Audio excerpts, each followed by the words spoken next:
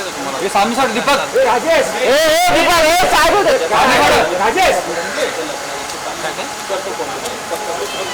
आले आले आले म्हणलं आले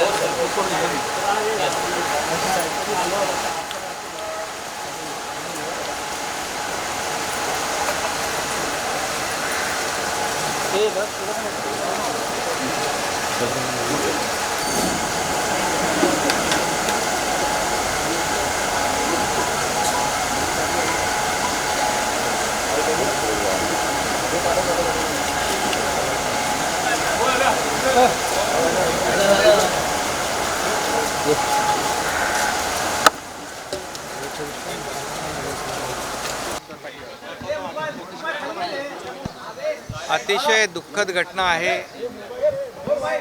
महाराष्ट्राला आणि सगळ्यांच्याच मनाला चटका लावणारी घटना आहे. सुलोचना दीदींच्या जाण्याने खरं म्हणजे अवघी चित्रपटसृष्टी पोरकी झालेली आहे आणि त्या चित्रपटसृष्टीच्या वात्सल्य मूर्ती होत्या. त्यांनी 300पेक्षा जास्ती चित्रपटांमध्ये आपला ठसा उमटवला आणि विशेष करून आईची भूमिका अतिशय उत्तमरित्या ठसा उमटवणारी त्यांनी वठवली. अनेक चित्रपटांमध्ये त्यांनी काम केलं. साधी माणसं असतील, मराठा तितका मेळवावा असेल, प्रपंच असेल, हिंदीतलं जॉनी मेरा नाम असेल, असे अनेक चित्रपट जे आहेत, बंदिनी असेल, अशा अनेक चित्रपटांमध्ये त्यांनी काम करून चित्रपट गाजवले. अगदी देवानंद, राजेश खन्ना, धर्मेंद्र, अमिताभ बच्चन यांच्यासारख्या मोठ्या कलावंतांबरोबर त्यांनी काम केलं. आता त्यांची आठवण घरातले लोक सांगत होते की जेव्हापासून त्या आजारी होत्या, उपचार घेत होत्या, तेव्हापासून दररोज आपले सगळ्यांचे सुपरस्टार अमिताभ बच्चन यांचा रोज त्यांना मेसेज यायचा. घरी तब्येतीबद्दल विचारपूस करत होते. सचिन देखील आता इथे आहेत. त्यांनी देखील अनेक आठवणी अगदी लहानपणापासूनच्या सांगितल्या. असं प्रत्येकाच्या आयुष्यामध्ये प्रेम देणाऱ्या वात्सल्य मूर्ती हरपल्या आणि त्यांच्या जाण्याने प्रत्येकालाच वाटतं की आपल्या कुटुंबातलं कोणीतरी गेलं आहे, असं प्रेम जिव्हाळा त्यांनी निर्माण केला. या महाराष्ट्रातल्या प्रत्येकाच्या मनावर एक भुरळ घालण्याचा प्रयत्न त्यांनी केला. त्यांना मी महाराष्ट्र शासनाच्या वतीने भावपूर्ण आदरांजली अर्पण करतो. त्यांच्या कुटुंबियांना आणि त्यांच्या चाहत्यांना हे दुःख पचवण्याची शक्ती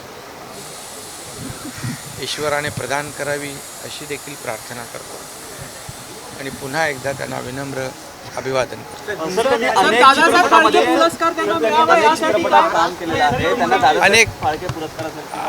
अनेक चित्रपटात 300पेक्षा जास्त चित्रपटांमध्ये त्यांनी काम केलं. हा सगळा उच्चांक होता आणि म्हणूनच मी म्हणालो की चित्रपट सृष्टीतली वात्सल्य मूर्ती हरपली आहे.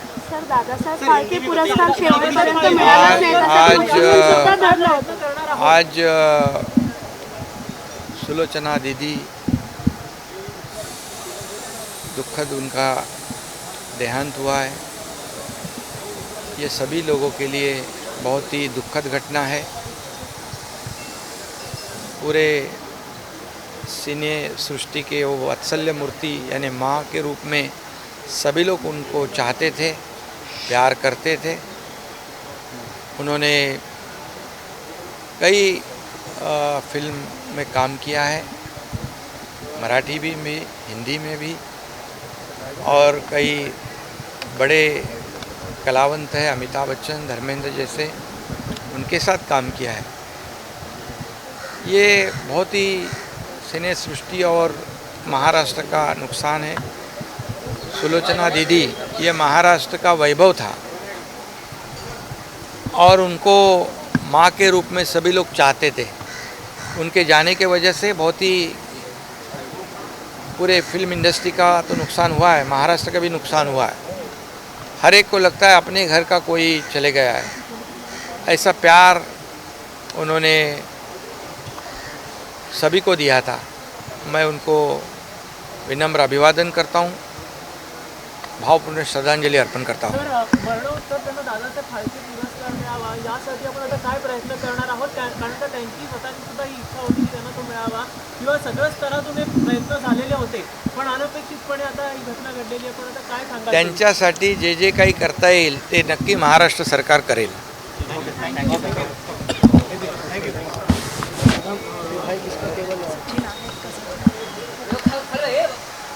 खाली बसा.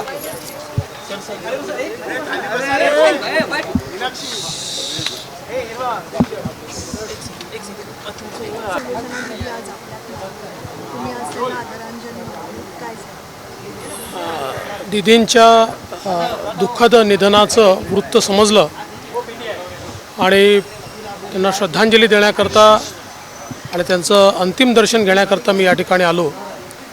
आपल्या सगळ्यांनाच माहिती आहे की आपल्या चित्रपटसृष्टीमध्ये काही नावं अशी आहेत की जी त्यांच्या कार्यामुळे, त्यांच्या कर्तृत्वामुळे अजरामर आहेत आणि चित्रपटसृष्टीत या नावांबद्दल प्रचंड आदर आहे.